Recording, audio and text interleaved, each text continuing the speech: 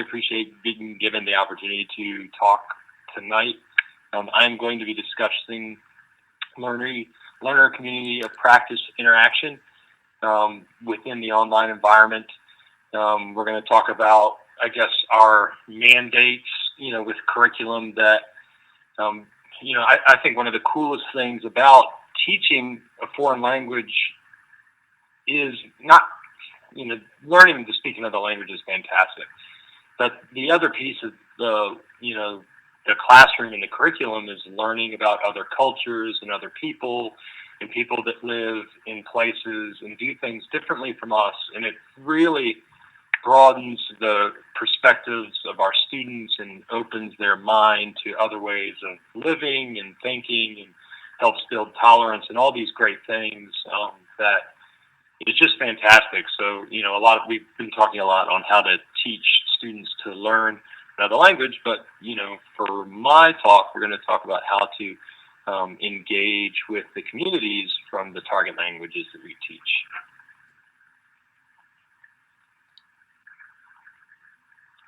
And that's my kids in Ecuador and my wife in the Andes Mountains.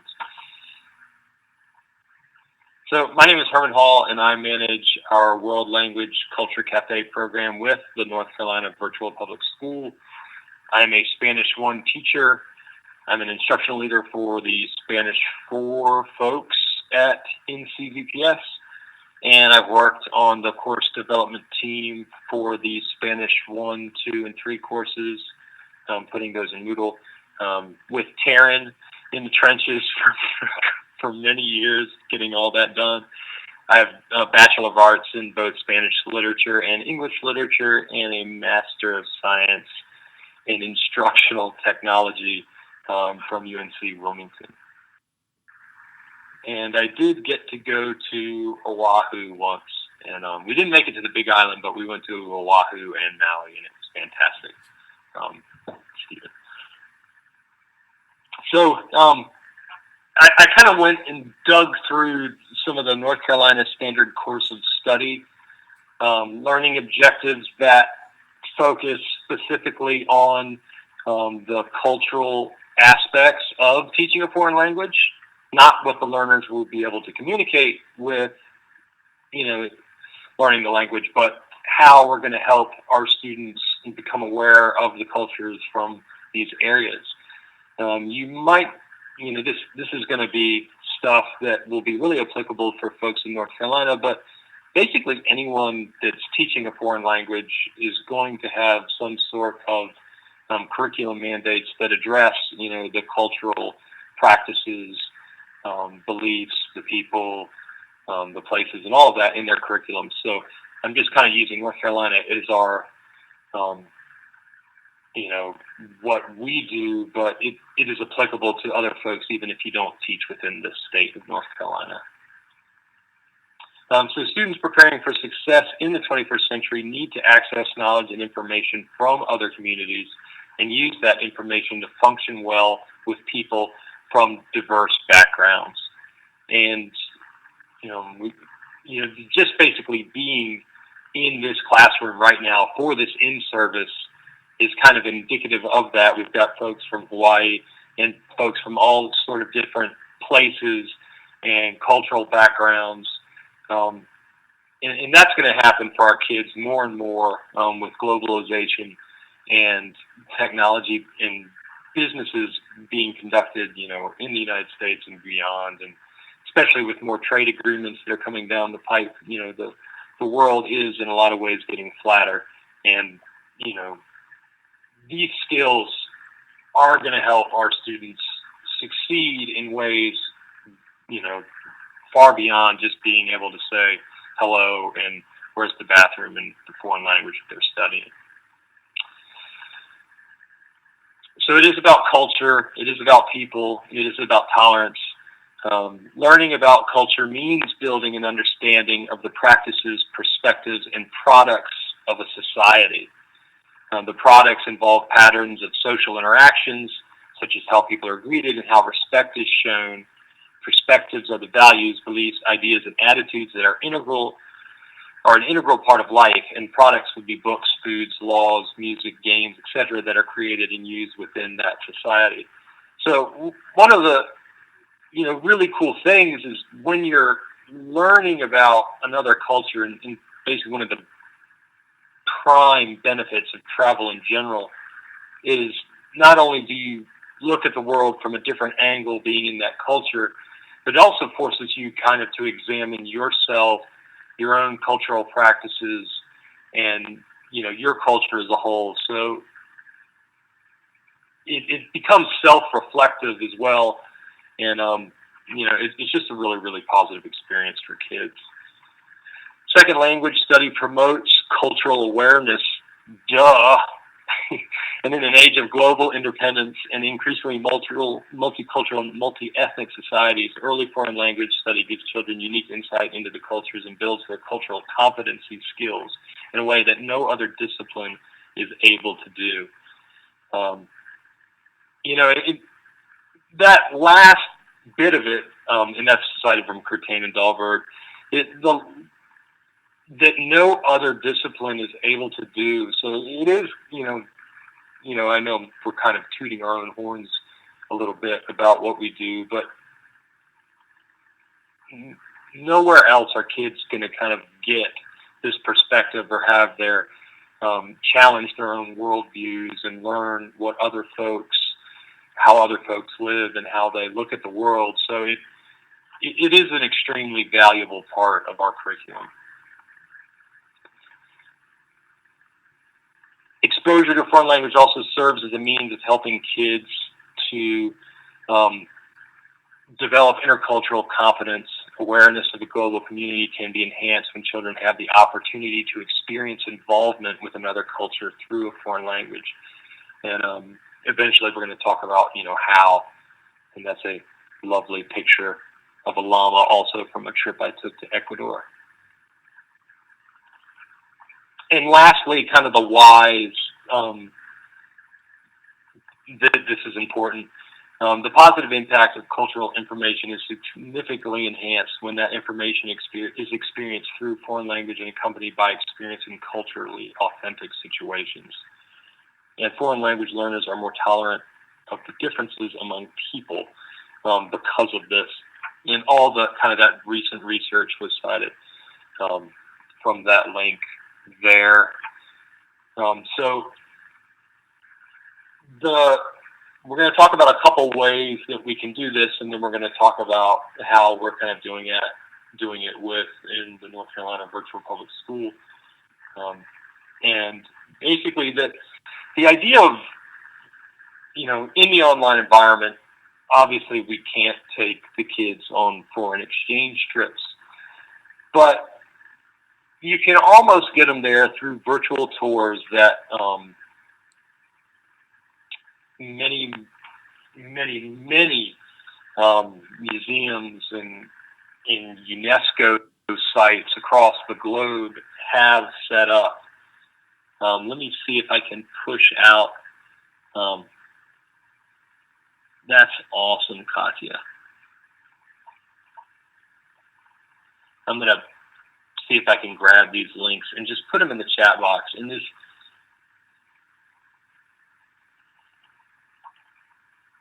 nothing is ever going to replace the experience of being there. But if anyone has ever heard of Gaudi's architecture, he just did this really, really cool apartment building in Barcelona. Check that out if you would like. The next one that I'm going to put in the chat box is a link to the Catedral de Santiago de Compostela. This is a famous cathedral built in the 1400s in the town of Santiago de Compostela in Galicia in Spain. It's got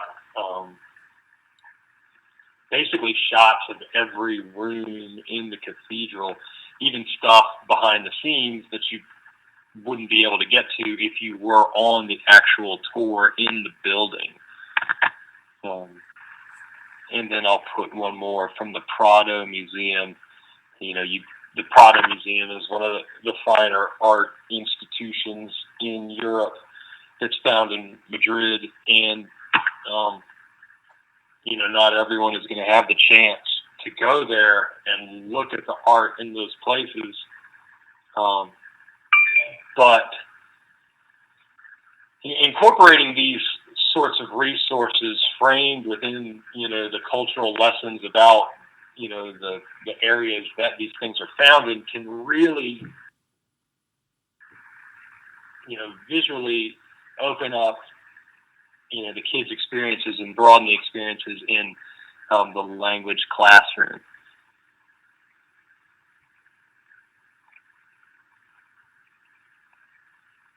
Karen, do you feel like sharing more about those comments? And then after that, I'd like to, Roman, if you wouldn't mind, if you know anything about the trip that you could share with us with the study abroad, that would be cool too.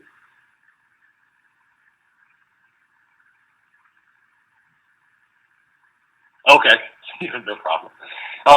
So, I guess give me a check mark if you did click on one of the links and checked it out a little bit.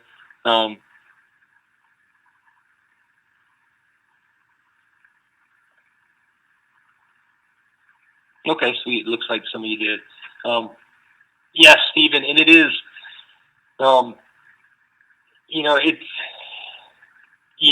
Prada one's unreal. I mean, there's just the art in that building is just absolutely incredible, and the wide angle and the 360-degree panoramas of some of the rooms in there and stuff.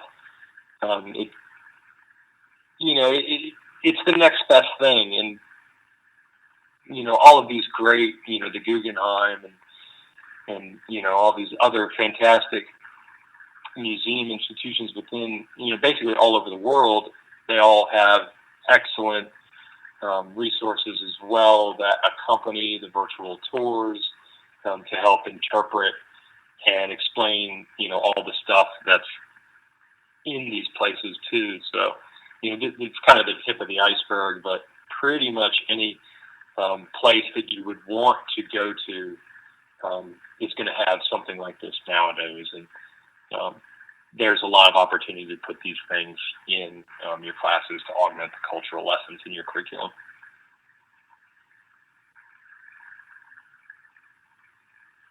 Yeah, Dustin, I know. I haven't been in a Second Life environment recently. I guess it's probably been 4 years or 5 years since I was actually in one, and it was really disorienting. And that one about the Casa Batlló is just, it's unbelievable.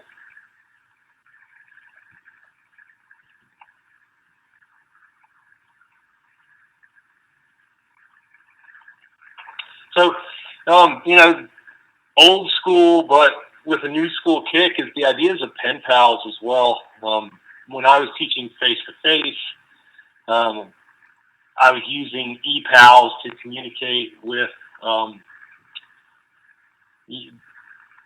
just really pairing up students with students from other countries in a structured environment will facilitate targeted language learning and broaden the cultural perspectives of your students.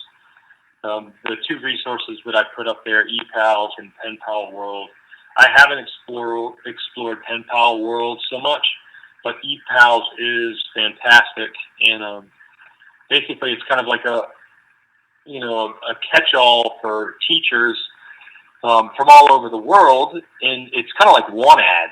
So you create your account there, Spanish teacher seeking Spanish-speaking kids, and then you kind of describe what you're looking to do, and then you can browse, by country, basically what all these other people are looking to do.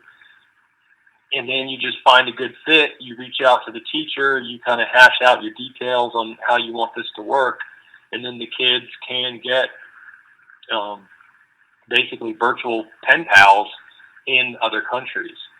You can use this to frame it around, writing assignments, not necessarily to the teacher, but now to, the kids. You're actually writing it to a real person. And, I haven't done this virtually, but when I was doing it in the face-to-face environment, it was always funny to me that the kids, I swear, they cared more about their grammar and they tried harder and they were more involved when they're sending an email to one of their peers than they were when they were turning it just to plain old me, to grade. So, and the whole idea, I don't know if it was the last session, but essentially where the students were kind of vetting the content, or I guess learner to learner interaction, it definitely facilitates that. And, not only that, but then they're going to be able to talk about other stuff that, teenagers talk about and keeping it in the foreign language. And, it definitely takes some pre-planning and some structure and a lot of communication with the teacher. But there is a lot of potential for that as well. So let me just catch up in the chat real quick.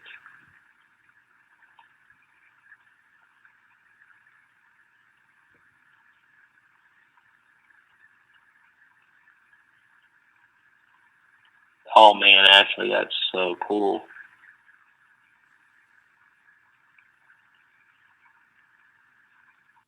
I know. So I know that's top quality research there.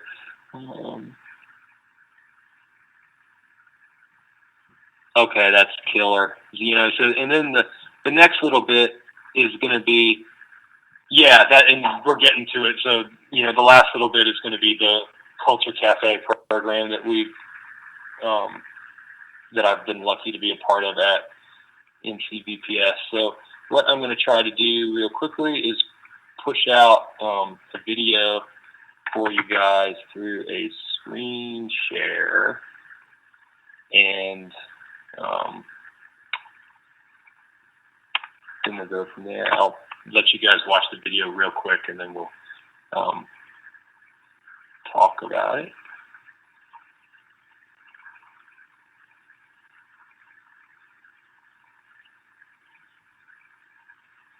Hey, Herman, if you have a link to the video, could you put it in the web tour?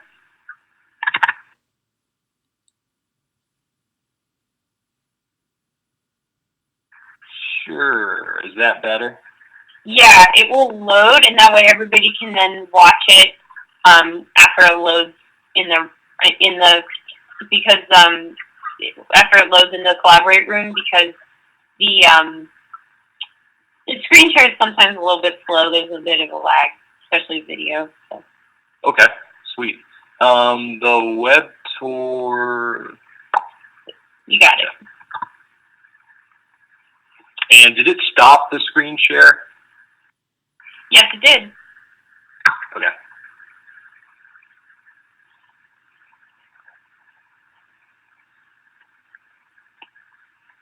Okay, so everybody should see a video here, and you can just hit play, and then Herman, if you can copy and paste the link into the chat too, that'd be awesome. So just in case some people aren't loading. Thank you. Okay, and are you guys able to click the play, or do I do that? We will click play. So everybody, after the video loads in your either in your browser, if you click the link in the chat, or if you have clicked, maybe you've clicked it already and it's playing. So go ahead and click play wherever your video has loaded.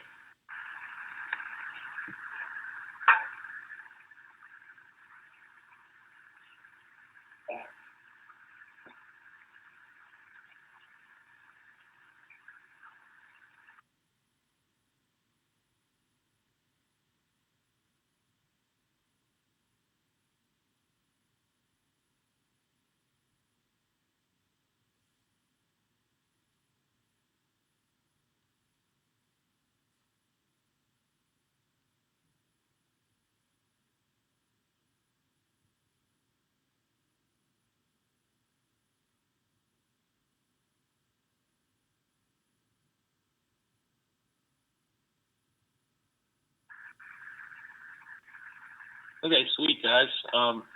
So that kind of does give you, the lowdown of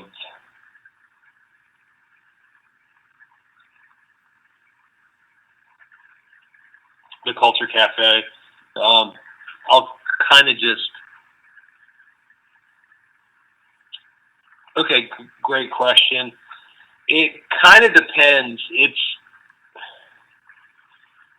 NCVPS is a fairly large institution. We have a lot of hands in the cookie jar, if you will, as part of the Culture Cafe.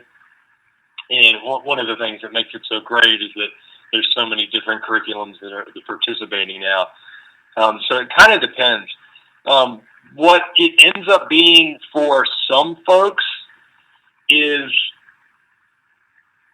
stuff that isn't in the curriculum that they think is really cool and share and talk about. So, Taryn's going to be presenting, I believe,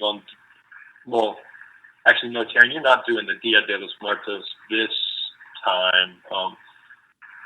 But, I'll just use an example. Like I did a really great presentation on the Incan architecture and the agricultural practices of that culture. And the Incas were so good at, moving water and, terracing mountainsides in the Andes that they're basically impossibly steep peaks, and they still find these ways to grow food. And then they were really great at essentially genetically engineering foods to be able to grow at different altitudes and all this cool stuff. So, that just doesn't fit nicely into the Spanish 1 curriculum. But if you feel like doing a Culture Cafe presentation, you can just sign up and talk about it and share it with the kids. That being said, there is L1 to L2 interaction in some of the sessions. So we've had, guest speakers from Egypt and from Russia and, from basically all over. So it kind of depends on the individual presenting and how much of it they want to do.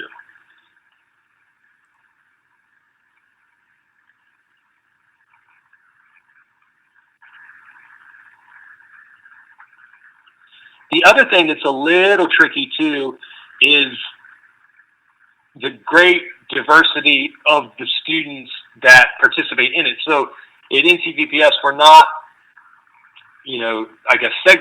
segregating it by only allowing Spanish students to come to the Spanish Culture Cafes. We kind of leave it wide open. And if any student wants to come from no matter what class they're taking with NCVPS, if they just want to come and check it out, they can. So it really is a great thing because it ends up being learning for the sake of learning, in a lot of situations. And, it's just great because there's so much stuff that you do never get to talk about in your curriculums because you're so busy doing everything else that it is nice to have kind of a low pressure environment where the kids can do this. You guys have seen the highlights. So, in the video, whenever this, all the info is out in the blog and the Google Calendar. We circulate and promote the dates within the entire school at the North Carolina Virtual Public School. The sessions are held in Blackboard Collaborate, just like what we're doing now. And I'll just put some of the highlights, and some of these were kind of gone over in the video as well. But we've had, guest lecturers from NC State University, partnerships, and guest lecturers from the Florida Virtual School. One of I believe our Russian conversation coaches was actually from Sochi during the Winter Olympics. So they did a really cool kind of behind the scenes thing of the city of Sochi during the Winter Olympics, which was just so timely. We've even had students that attended NCVPS come back and present after travel abroad experiences, or just researched a topic and then presented it And it was really cool last semester or last academic year. We actually had the son of the current president of Costa Rica come on one of the sessions as well. So it's all over the map.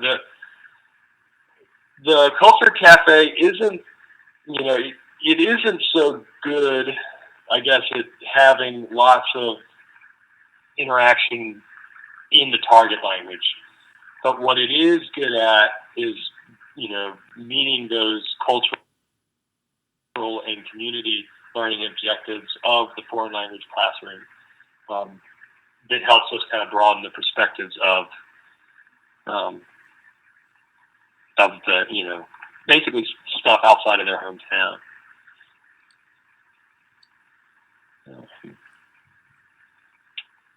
Yeah, so, the feedback has been really great. And, this is something that, it definitely takes some legwork getting started. But if you are at a fairly large educational institution, basically what we're doing is we're leveraging the great people that we have at the school to come and do these things. So if you have, a fairly large faculty to pull from your pool of resources, all of a sudden you get some really, really great and diverse cultural lectures just by asking people, to do it. So it is a lot of fun. And we are pushing the boundaries outside of the foreign language classroom. So like we said, it's, predominantly the languages that we teach at NCVPS, such as, Japanese, French, Russian, and all the other ones. But we're also expanding it into other curriculums that are not foreign language based. So, I'm just now meeting with some of the business and marketing folks, and we were kind of brainstorming on potential topics that would fit into the Culture Cafe. And from a business and marketing perspective, you have all sorts of really, really cool things that you could talk about in this context, such as the rise and tragic fall of your favorite entrepreneur, from great success stories in marketing or international business, international success stories and or failures, the ins and outs of free trade agreements from U.S. and foreign country perspectives, and successful branding techniques to reach international markets. There's just a lot you can do.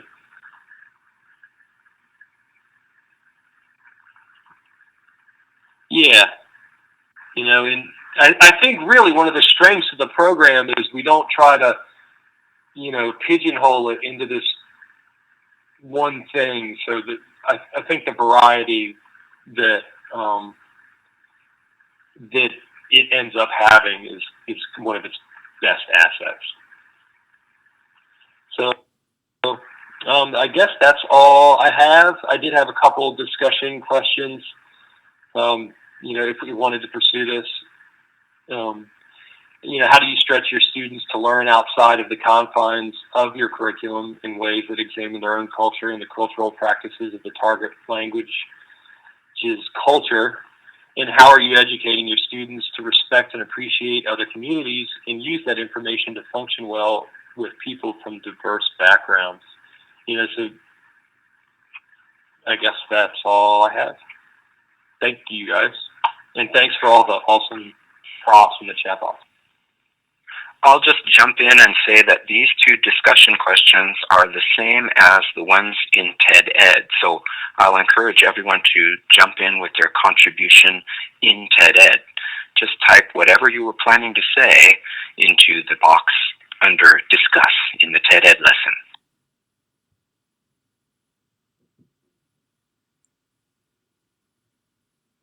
All right, are there any questions or comments? I guess I have a comment that I want to make. So one thing I learned when I was learning about teaching culture, at least in the foreign language classroom, is about building bridges and crossing bridges. Has anybody heard those expressions before? So when you build a bridge to another culture, you're still on your side of the bridge. The bridge is there. You can get there to the other culture, but you have to cross that bridge. And if you build a bridge, it's kind of like looking at the culture from the perspective of your own culture, which is great. And you need to do that. But then sometimes you need to be able to cross the bridge and operate in the culture, in its language, and see your own culture from its perspective and experience the culture almost on its own level. Does everybody know what I'm talking about? So I think one really nice thing that the Culture Cafe does is it builds a bridge, especially for students that, may not be taking a foreign language class. And so it can build that bridge for them to go to that foreign language class. Exactly. Don't burn any bridges. And so then they can go and take that foreign language class and experience that language, that language and culture on its own terms. Crossing that bridge. Any comments? Go ahead, Roman. Yes, Bridget. I was just going to add about Katerina Decker's experience about traveling to Russia, and I know Herman actually mentioned that. She took some of our students to Russia, Moscow, Russia, and it was such an overwhelming but pleasant experience for them. And they said, well, we should have studied this and we should have studied that, and it's kind of like you kind of drop them into this crazy environment in Moscow. It's just overwhelming. It's super crowded and just busy all the time. So, and they said it's been such an overwhelming learning experience too. But they were absolutely ecstatic about it, and they thought that the Russian classes actually helped them a lot. And then Katerina Decker actually did a cultural cafe about the trip to Russia. So, and a lot of other students now want to travel there. So it's kind of connected. So it's all like in the same bucket. So. Cool, thanks. Yeah, I remember when she was planning that trip. It took a lot of coordination since our students are all over the place in the state of North Carolina, and I'm sure it was really hard to organize. But yeah, it's fantastic that that can even happen for our students. So. Any other comments?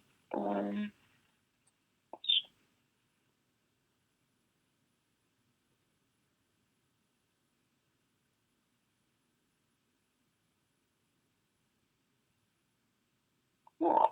So Taryn just shared a link to this article about Google's augmented reality app, so the students can take field trips virtually.